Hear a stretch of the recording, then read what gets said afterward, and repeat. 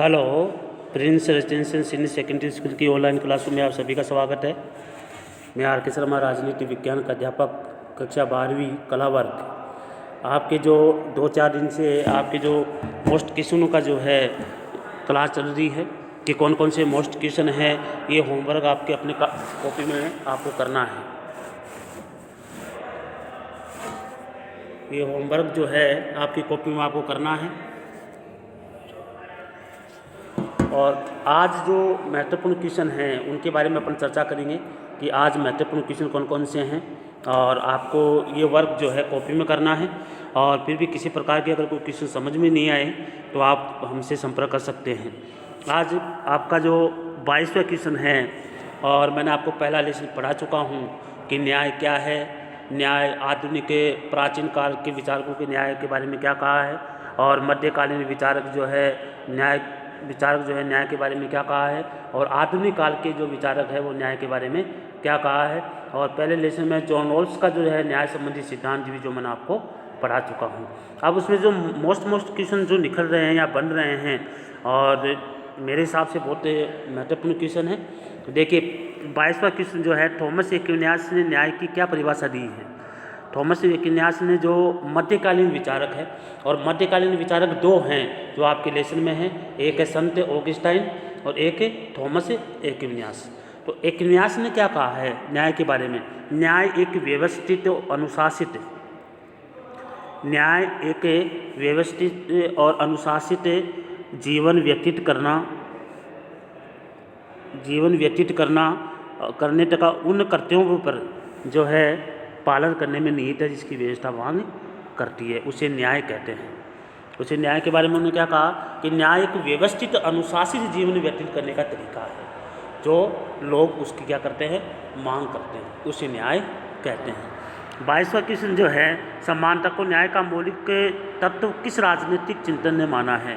तो मौलिक तत्व जो है किस राजनीतिक चिंतक ने माना है, मानी न्याय का नैतिक मौलिक जो तत्व है वो किसने माना है, थॉमस एक्विनास। इसके बाद है 24वां क्वेश्चन है, आधुनिक काल में न्याय संबंधी धारणा के कोई 2 प्रतिपादक बताइए। आधुनिक काल में, तो आधुनिक काल में जो विचारक थे, जैसे 4-5 विचारक हैं, तो उसमें विचारक जो थे तो डेविड ह्यूम और एक जेरेमी बेंथम, समझे ना, जे.एस. मिल, ये 4-5 विचारक हैं जो आधुनिक काल के हैं। इसके बाद उपयोगितावाद के प्रवक्ता किसको माना है, अधिकतम लोगों का अधिकतम सुख जो है, ये जो किसने कहा, अधिकतम लोगों का अधिकतम सुख जो है किसने कहा, किसने कहा, बेंथम, ठीक है, जेरेमी बेंथम ने ये चीज़ कही है। इसके बाद किस राजनीतिक चिंतन ने अधिकतम लोगों के अधिकतम सुख को न्याय का मूल मंत्र माना है, जेरेमी बेंथम ने। इसके बाद 27वां क्वेश्चन है कि न्याय में उपयुक्ततावाद की विचारधारा के समर्थक किन्हें 2 राजनीतिक विचारकों के नाम बताइए। किसमें, उपयोगितावादी सिद्धांत देने वाले या उपयोगितावादी विचारधारा को मानने वाले 2 समर्थकों के नाम बताइए। समर्थक कौन कौन से हैं, जो समर्थन देने वाले जो 2 विचारक हैं या समर्थक हैं, वो 2 राजनीतिक विचारक हैं, उनके नाम हैं जेरेमी बेंथम और जॉन स्टुअर्ट मिल। ये 2 विचारक ऐसे हैं जिसने उपयोगितावादी के ऊपर जोर दिया है। आपके जो 27वां क्वेश्चन जो है वो ये है,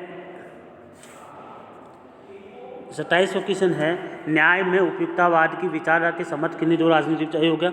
28वां क्वेश्चन है, अधिकतम लोगों का अधिकतम सुख से क्या तात्पर्य है, कि अधिकतम लोगों का अधिकतम सुख जो है ये किसने कहा है, जेरेमी बेंथम ने, ठीक है। और इसका साथ किसने दिया है, मिल ने, जे.एस. स्टुअर्ट मिल, ठीक है।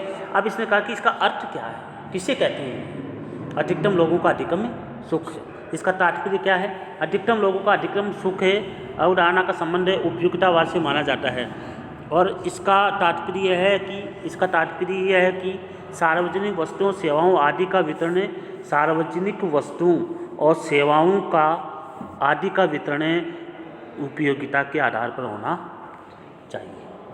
तो वस्तु या सेवाओं का जो वितरण किया जा रहा है वो किसके आधार पर होना चाहिए, उपयोगिता के आधार पर, जिसका उपयोग किया जाता है उसके आधार पर होना चाहिए। इसके बाद जब 29वां क्वेश्चन है, किन्हीं 5 भारतीय राजनीतिक विचारकों के नाम बताइए जिन्होंने राज्य व्यवस्था जिन्होंने राज्य व्यवस्था में न्याय को जो है पूर्ण स्थान प्रदान किया है, उन विचारकों के नाम बताने हैं। कौन से? भारतीय विचारक हैं। कौन से विचारक? भारतीय विचारक हैं। और भारतीय विचारक कौन कौन से हैं? देखिए, 5 प्रमुख भारतीय राजनीतिक विचारक हैं। मनु, कौटिल्य, बृहस्पति, शुक्र और विदुर। ठीक है, ये 5 विचारक हैं जो भारतीय हैं, जिसने न्याय के बारे में ये कहा है। जॉन रोल्स द्वारा लिखित पुस्तक का क्या है? जॉन रोल्स ने कौन सी पुस्तक लिखी थी? एक बात तो मैंने इसको बताया कि जॉन रोल्स के बारे में आपको न्याय संबंधी विचार आपको पढ़ाया, और उसने ये कहा है, उसने जो पुस्तक दी है उसके बारे में अपन चर्चा करेंगे। उसने पुस्तक दी है ये थ्योरी ऑफ जस्टिस। कौन सी पुस्तक लिखी है उन्होंने? ये थ्योरी ऑफ जस्टिस। तो ये थ्योरी ऑफ जस्टिस में उन्होंने न्याय के बारे में ये कहा है। और अज्ञानता के पर्दे, इसके बारे में भी किसने दिया है? जॉन रोल्स ने दिया है। ठीक है, गरिमा के ऊपर, व्यक्ति की गरिमा के ऊपर सबसे ज़्यादा ध्यान दिया है किसने? जॉन रोल्स ने, जो मैंने आपको नोट्स करवा दिया गया है और उसमें अच्छे से आपको समझा दिया गया है। इसके बाद जॉन रोल्स के अनुसार अज्ञानता के प्रत्येक सिद्धांत कब अलग हुआ जा सकता है? इसमें जब इसमें न्यूनतम को अधिकतम लाभ मिले। अब जॉन रोल्स का जो न्याय सिद्धांत है वो क्या है? वो ये कह रहा है कि जो कमज़ोर वर्ग है उसको ही फायदा होना चाहिए, जो मजबूत वर्ग है, जो अच्छा वर्ग है, उसको तो आवश्यकता है ही नहीं है। जो वास्तव में जिसको आवश्यकता है उस व्यक्ति को ही फायदा पहुंचाया जाए, उस व्यक्ति को ही जो है लाभ दिया जाए, ताकि वो जो विकसित लोग हैं, जो हो चुके हैं, उन लोगों के बराबर आ सके। ये सिद्धांत किसका है? जॉन रोल्स का। वो ये कह रहे हैं कि जो कमज़ोर वर्ग है उसी को ही लाभ पहुँचाओ, उसी का ही विकास करो, उसी को ही जो है आवश्यकता है उनको पूरा करो, ताकि वो जो मजबूत वर्ग है उसके बराबर आ सके या बराबर आ सके। और इसके बाद जब इसमें हीनता को अधिकतम लाभ मिले तो इसे अलग किया जा सकता है। इसके बाद जो क्वेश्चन है 32वां क्वेश्चन है। 32वें क्वेश्चन में कहा है न्याय के संदर्भ में सर्वधर्म से क्या तात्पर्य है? सर्वधर्म है स्वयं का धर्म।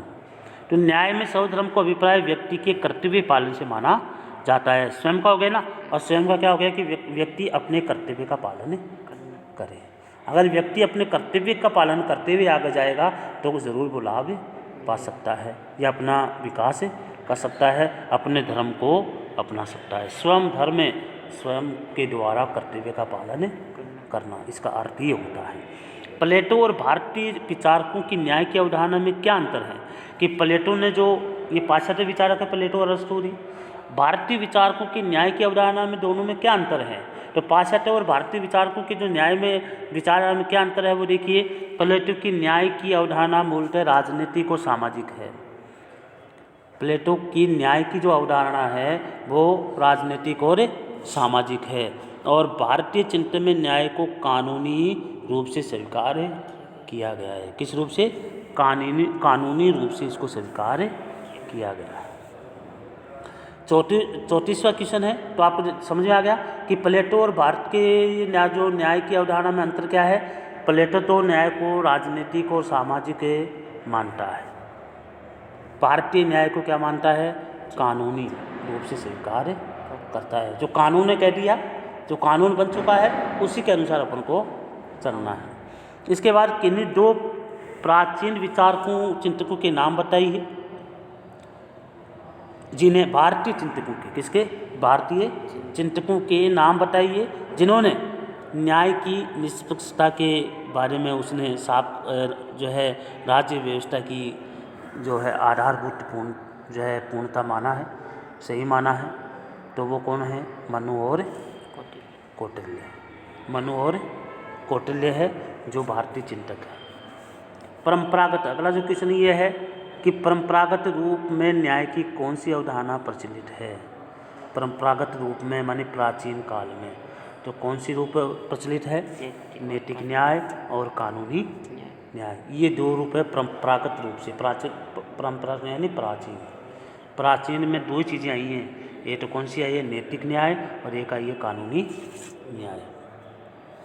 इसके बाद अगला जो क्वेश्चन है वो है, वो देखिए। अगला है न्याय के विविध रूपों में निम्न जो है लिखिए कौन कौन से रूप है न्याय के।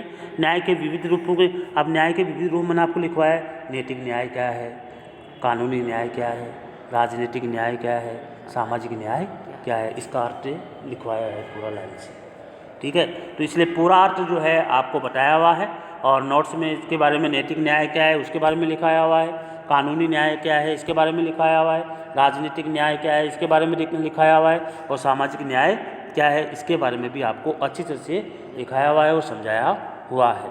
नैतिक न्याय, नैतिक सिद्धांत के तत्वों का उल्लेख कीजिए कि नैतिक सिद्धांत कौन कौन से हैं। तो आप नैतिक न्याय की बात करते हो, नैतिक सिद्धांत आते हैं। नैतिक सिद्धांत में कौन कौन से तत्व आते हैं? सत्य, करुणा, अहिंसा, वचनबद्धता और उदारता, ठीक है। अगर आपके पास आ जाए क्वेश्चन कि नैतिक न्याय क्या है, या नैतिक सिद्धांत किसे कहते हैं, या नैतिक न्याय क्या है। नैतिक न्याय के तत्व होते हैं कौन कौन से? सत्य, करुणा, अहिंसा, वचनबद्धता और उदारता। ये तत्व जो है नैतिक उद्देश्य या नैतिक न्याय के रूप में जाने जाते हैं, इसे कहते हैं नैतिक न्याय। व्यक्ति में ये तत्वों का होना जरूरी है। सत्य, अहिंसा, करुणा, वचनबद्धता या उदारता, इसे कहते हैं नैतिक न्याय। इसके बाद कानूनी न्याय के दो आधारभूत सिद्धांत कौन कौन से हैं? कि कानूनी न्याय के दो आधारभूत सिद्धांत है। पहला है सरकार द्वारा निर्मित कानून न्यायोचित होने चाहिए। तो सरकार द्वारा जो कानून बनाया जाता है वो क्या होना चाहिए? न्यायोचित, माने सभी के लिए समान होने चाहिए। सरकार द्वारा कानून को जो है पूर्णता जो है से लागू किया जाना चाहिए, और कानून उल्लंघन की स्थिति में क्या करना चाहिए? निष्पक्ष दंडित का या दंड देने का प्रावधान होना चाहिए। तो इसलिए कह रहे हैं कानूनी न्याय के बारे में दो आधारभूत सिद्धांत ये है। एक तो जो कानून बनाया गया है वो सबके ऊपर समान रूप से लागू होना चाहिए। दूसरा, जो कानून न्यायपूर्ण होना चाहिए। जो व्यक्ति कानून का उल्लंघन करता है उसको निष्पक्ष न्याय देना चाहिए, या उनको दंड देना चाहिए, ताकि वो कानून का सही ढंग से पालन करें। इसलिए आज जो आपके जो क्वेश्चन करवाए गए हैं, और मेरे हिसाब से आपको समझ में आ गया होगा कि कौन कौन से क्वेश्चन आपको करवाए गए हैं। तो देखिए, आपको क्वेश्चन जो है कम से कम 33 क्वेश्चन जो है आज करवाए गए हैं, और 33 क्वेश्चन से समझ में आ रहा होगा कि कौन कौन से क्वेश्चन आपको करवाए गए हैं, कौन से नहीं करवाए गए हैं। तो विशेषकर ध्यान रखें, आप इनको याद करना है, अच्छी तरीके से याद करना है, ताकि आपको अच्छे से समझ में आए।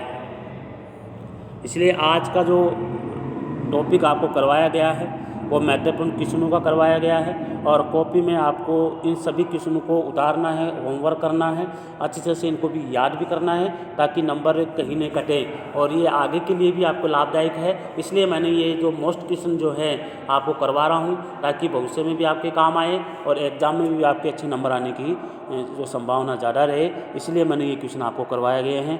आज की क्लास में आपको इतना ही करवाया जाएगा। आगे के जो मोस्ट क्वेश्चन और हैं उनके बारे में कल के लेसन में, कल की जो क्लास में आपको करवाऊंगा। जब तक के लिए जय हिंद।